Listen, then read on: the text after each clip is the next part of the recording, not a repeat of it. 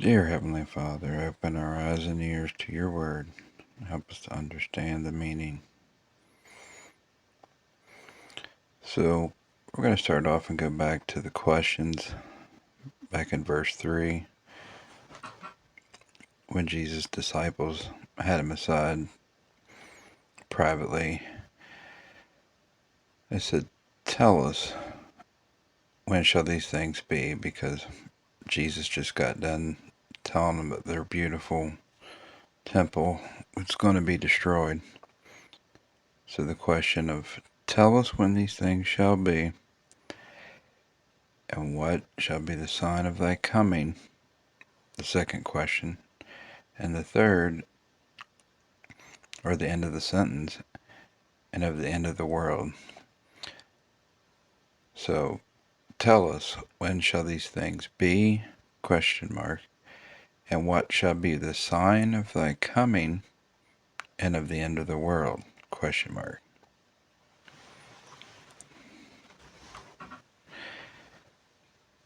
So here, Jesus also told him not to be too worried because he knew that it would be a while.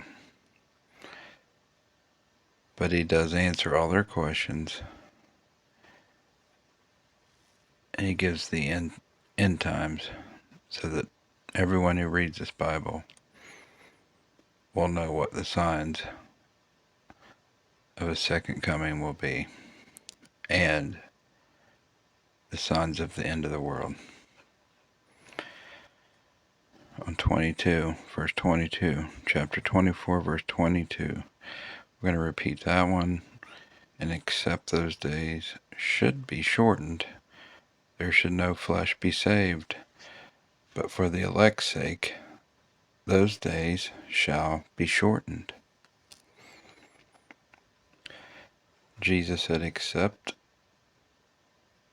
those days be shortened. If they weren't cut off and shortened, no flesh would be saved on earth. So it sounds like, or he's saying that no animals, no humans, no flesh would be shaved. But for the elect's sake, or the Christian's sake, those days shall be shortened. So here are the Christians that are in this great tribulation. For their sake, Jesus is going to shorten it. Because it is going to be bad. So bad that if he didn't, no flesh would be saved. It almost sounds like a nuclear holocaust, a nuclear battle so intense that we would basically blow every living thing off of the planet unless he didn't come back and cut it off. Verse 23. Then if any man shall say unto you, Lo, here is Christ, or there, believe it not. 24. For there shall arise false Christ and false prophets, and shall shew great signs and wonders, insomuch that if it were possible, they shall deceive the very elect. Behold, I have told you before. And this is true. In verse 5, for many shall come in my name, saying, I am Christ, and shall deceive many.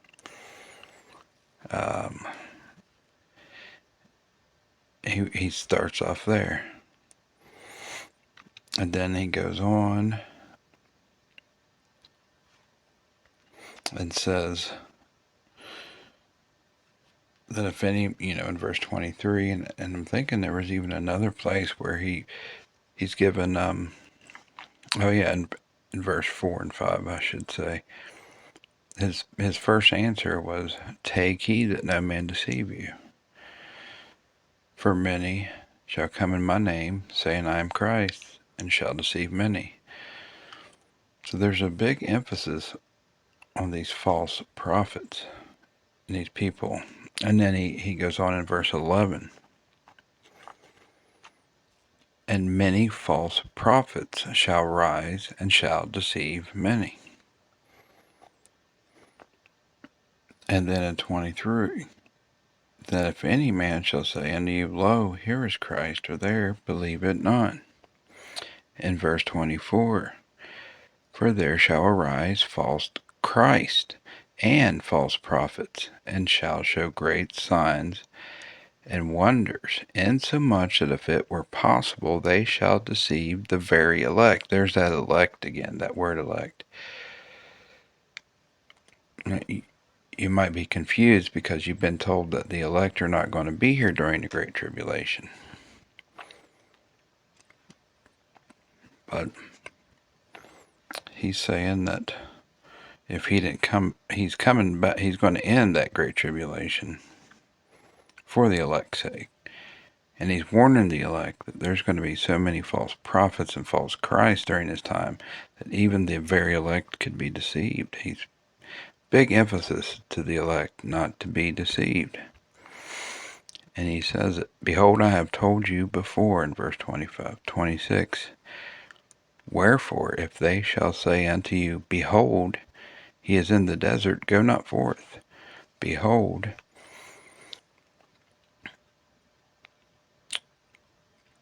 he is in the secret chambers, believe it not. So, big emphasis here continues from 24 to 26, warning them about the false Christ and the false prophets. Read back all over that again. See that. It's important. Verse 27, For as the lightning cometh out of the east, and shineth even unto the west, so shall also the coming of the Son of Man be. For wherever the carcass is, there will the eagles be gathered together. Immediately after the tribulation of those days shall the sun be darkened, and the moon shall not give her light, and the stars shall fall from heaven, and the powers of the heavens shall be shaken. And then shall appear the sign of the Son of Man in heaven. And then shall all the tribes of the earth mourn, and they shall see the Son of Man coming in the clouds of heaven with power and great glory. And he shall send his angels with a great sound of a trumpet, and they shall gather together his elect from the four winds, from one end of heaven to the other. Each book is different. Matthew, Mark, Luke, and John. One book talks about four corners of the earth. Earth is the first heaven. And this is immediately after the Great Tribulation. He's gathering his elect. Verse 32.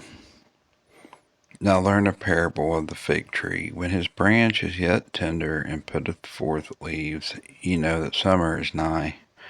So likewise ye, when ye shall see all these things, know that it is near, even at the doors. Verily, I say unto you, this generation shall not pass till all these things be fulfilled. Heaven and earth shall not pass away, but my words, heaven and earth shall pass away, but my words shall not pass away. A lot of people say, well, that generation didn't see the end. He said, verily I say unto you, this generation. He's talking about this future generation that's going to be on earth during these times. This is a future prophecy. He's answering his disciples, and he's talking about his second coming. This generation shall not pass away till all these things be fulfilled.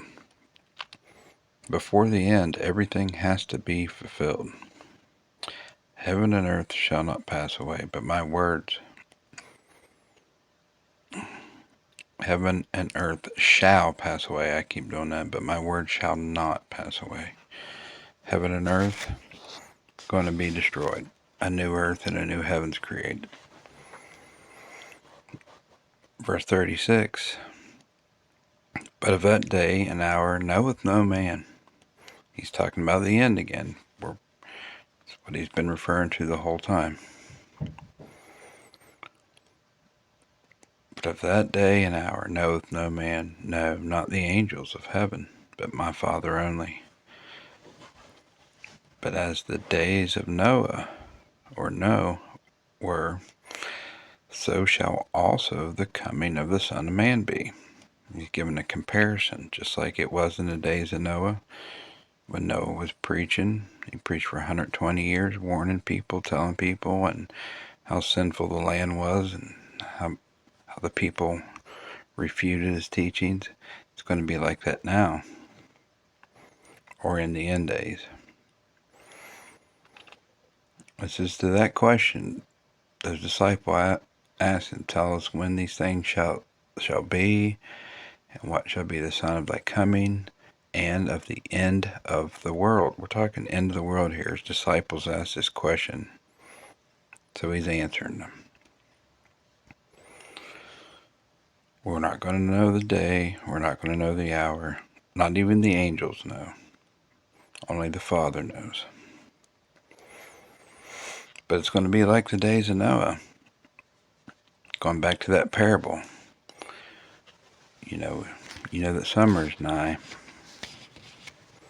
when the branch is tender and putteth forth leaves.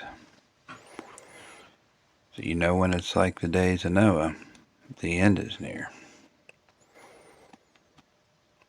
For as in the days that were before the flood, they were eating and drinking, marrying and giving in marriage, until the day that Noah entered into the ark,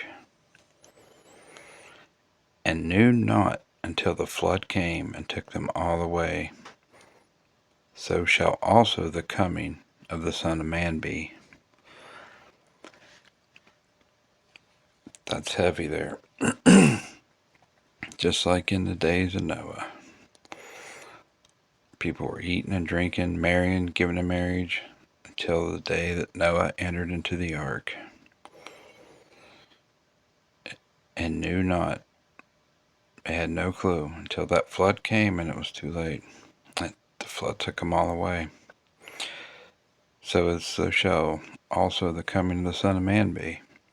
People are going to be doing their daily things, and they're not going to know a thing, and it's going to happen, and it's going to be too late.